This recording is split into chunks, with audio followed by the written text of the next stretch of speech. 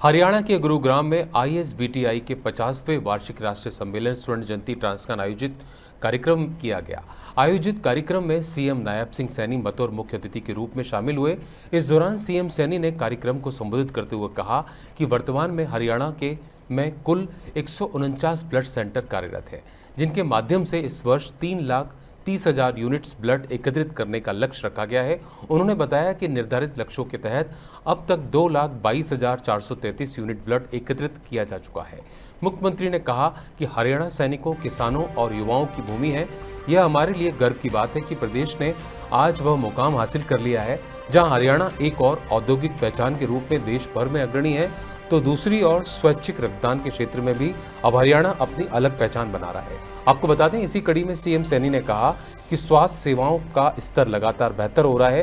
पिछले 11 वर्षों में प्रदेश ने स्वास्थ्य क्षेत्र में बड़े सुधार दर्ज किए हैं। उन्होंने बताया कि जहां पहले 30 बेड के अस्पताल हुआ करते थे, वहां अब 100 बेड की सुविधा उपलब्ध है। मुख्यमंत्री ने कहा कि सरकार धरातल पर गंभीरता से कार्य कर रही है ताकि प्रदेश के हर नागरिक को गुणवत्तापूर्ण स्वास्थ्य सेवाएं मिल सकें।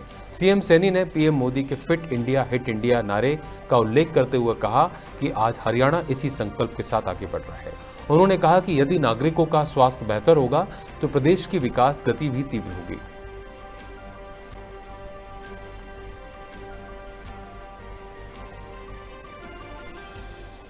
मित्रों, हम सब जानते हैं कि आईएच चिकित्सा, रक्त संक्रमण, ट्रांसफ्यूजन, रिएक्शन और अन्य रक्त संबंधी बीमारियों की रोकथाम में सहायक है।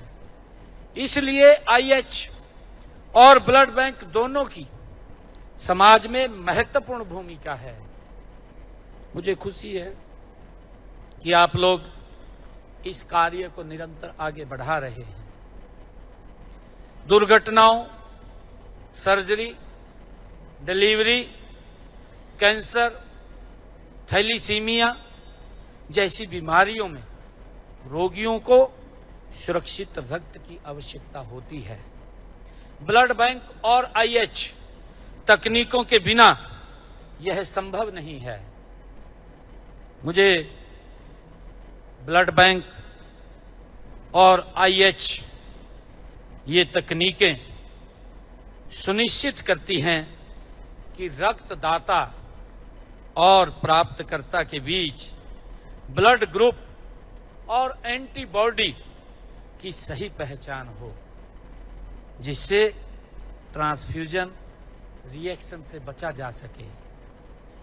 मुझे यह भी खुशी है कि कुछ ब्लड ग्रुप के एंटीबॉडी विशेष बीमारियों का संकेत देते हैं। आईएच ऐसे मामलों में रोग को शीघ्र पहचान करने में भी मदद करती है।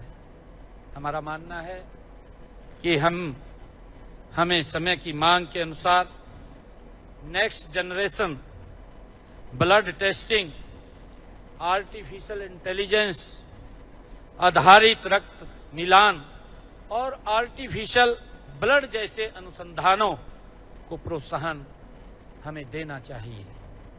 डिजिटल हेल्थ मिशन के अंतर्गत ब्लड डोनेशन और ट्रांसफ्यूजन्स को ट्रैक करने के लिए मोबाइल ऐप और वेब पोर्टल विकसित करने चाहिए।